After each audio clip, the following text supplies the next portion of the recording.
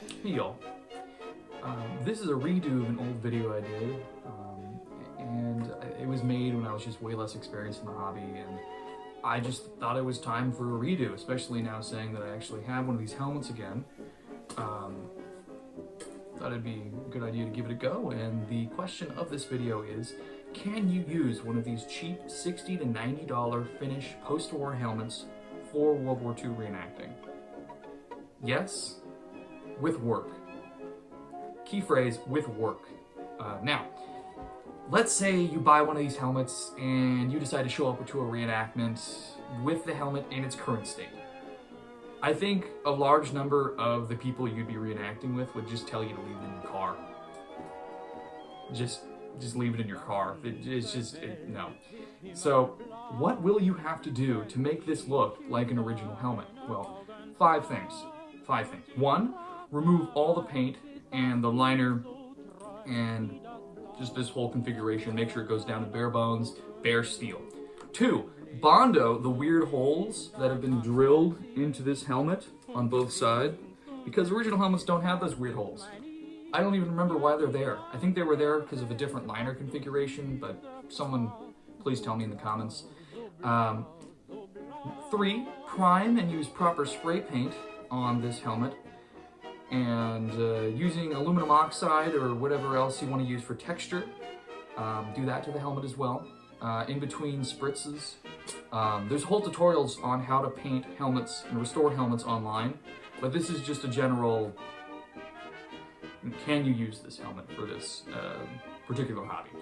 And four, remove the old liner, which you should have done beforehand. I don't know why I put this so late. Five, and finally, buy a new liner with chin strap and split pins, making sure it's the right size liner by measuring the circumference of the helmet. So, how much does this all cost? Well, paint remover is roughly $15 to $30. Proper spray paint is roughly $20. Bondo is about $20 if you have a helmet with the strange holes in it. And if you decide to texture the helmet, that can be anywhere from $0, just dirt outside, to $15 for some aluminum oxide. Lastly, a new liner with chin strap, not including the split pins, the rivets that need to go into this, is around $70. So in total, that's roughly $140 put into this helmet. Now, because by some weird circumstances, my uncle found this in a thrift store and just gave it to me because he knew I like collecting this crap, I got it for free. But a large number of people have to go online and buy these for roughly $40 to $90, which really sucks because I remember buying one probably 4 years ago for about $50. Now I see them going for $90, which is just sad. It sucks. But anyways, even then, that's $200 to buy this helmet, buy everything needed, and restore everything. It's $200. Now, let's say you do go through with this, right? How will it even look? Well, pretty damn good if you do it correctly. I was reenacting with a buddy for several months, and at one event I asked him, hey, where'd you get your helmet, man? He was like, oh, this is a refurbished and restored Finnish post-war helmet. And I was like, no fucking way, that thing looks way too good. And it's because he actually put the time into restoring it and properly using the aluminum oxide texture that helmet would have needed, just like an original, which I will show you right here. Now, aluminum oxide, for those that don't know, is the type of metal shavings or little bits that they would use to coat and texture these original helmets in the factories before they put on the decal and before they did another layer of paint. Because what you'd have to do is you'd have to prime the helmet, and then you'd have to sprinkle all the aluminum oxide on. They actually did it with an airbrush, I believe, or some kind of like weird, because you can't use like a regular airbrush for those particulates. They get clogged up. And then after that, they do another coat of paint with an actual airbrush, and then it would be like heat treated, I think. And then they'd apply decal. There's a whole video on this factory process on YouTube somewhere. You all can look it up. It's actually really intriguing how they did that. But anyways, so now that you know this, depending on your budget, I guess you have to weigh your options. A, you could get a reproduction helmet, roughly $70 to $150, depending on the paint, style, size, etc. You could restore one of these helmets, these Finnish helmets, for around $200, or you could get a restored original helmet, which is just what a lot of, I could say hardcore or reenactors that have expendable budgets do, is buy restored original helmets. And those go for around $250 to $450, depending on the size, style, paint. Size is a big one. 66 is the most requested size because it's the most common right now, and that I've seen 66 shell helmets, like a restored original helmets, go for probably in the $400 range, I think, is probably good to say. But if you are lucky and you have a small noggin, 64 shells probably go for about $300. And then if you have a 62 size head, they're even cheaper. So awesome, cool. The smaller your head, the cheaper they are. But now, I would suggest the at the front M42 or M35 helmet, but currently they're out of stock, which is a real bummer because they rocked, and I did a video essay on them, and I still have mine. This thing is awesome. I've been to 4 living history events / small little LARPs me and my buddies have done, and it's been a perfect helmet. Looks the part, looks great in photos. But they're out of stock, so the secondary option I would have to tell you is Epic Militaria. I have a buddy that has an Epic helmet, and they don't look bad.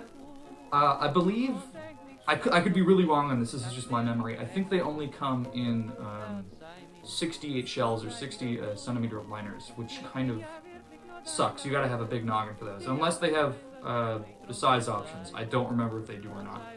Now, let's say you have the extra cash to buy a Restore Original. Well, there's a great site called Helmets of War, and that guy offers both restored originals and actual original helmets. So if you're in the market for an original helmet, great stuff there. But his restored original helmets, I think, are between $350 and $450. And it's not like a standard thing. He buys them and then kind of mocks them up however he wants. So whatever's on the site is whatever's on the site. I'm sure you could do like a custom order type deal, but as far as I know, that's just what he does. And there used to be a great site called, well, there still is, 1944 Militaria.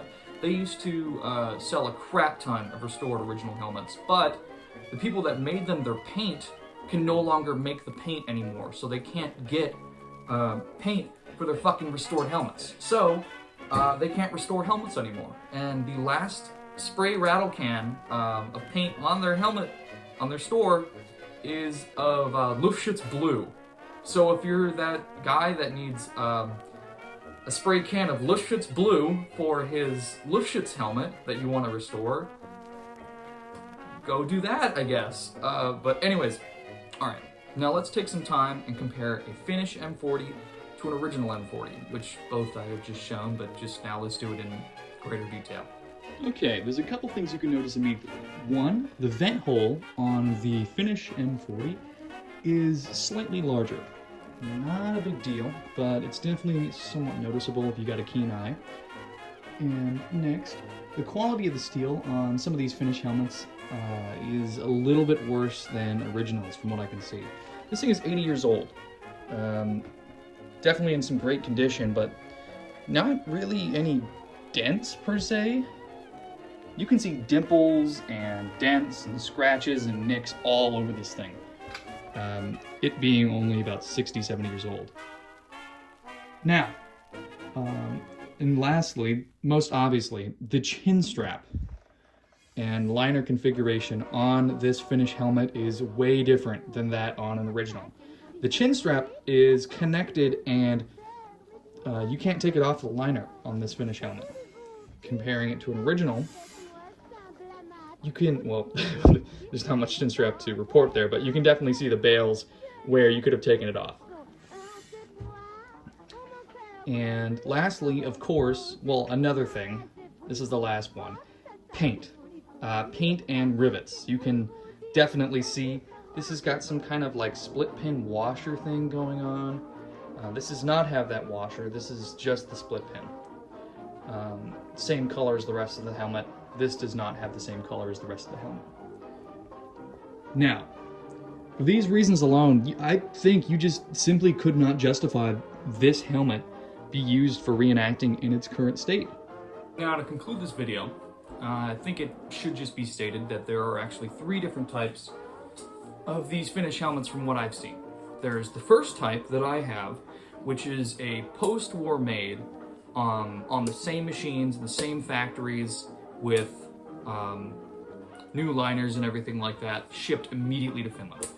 There's a second type, which are the original helmets that were made in those factories, picked up from the surrounding area of Finland, redone in those factories with all of their markings and stamps completely, there's a great word for it, sanitized off, just scratched, because Germany couldn't sell its any of its military items after the war, so they had to do something to get around that. And the third type of this helmet, which is the rarest to find, is an original M40 with its stamps intact, just repainted with a new liner in chin strap configuration. Those are the hardest to find. They are out there. I've seen pictures of them. But if you have one of those, it'd be amazing to restore, because you're restoring an original helmet, especially if you bought it for $60. Oh my god, if you wanted to sell that, you could get $350 for it. Or if you wanted to keep it, you'd have a badass fucking reenacting helmet. But, you know, it's up to you to decide what you want to do with your M40, but personally with this thing, I'm just going to keep it in its current state, and just because I already have a reenacting helmet, and this would look cool just for display. But, yeah. Now, if you have any questions, ask away in the comments. Otherwise, thank you for watching, and goodbye.